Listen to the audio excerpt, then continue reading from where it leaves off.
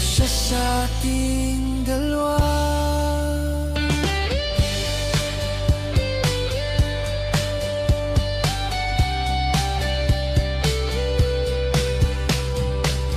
Pwede mo kong itulak kung kailangan mong lumayo. Babalik lang ako kapag handa na ang mundo mo.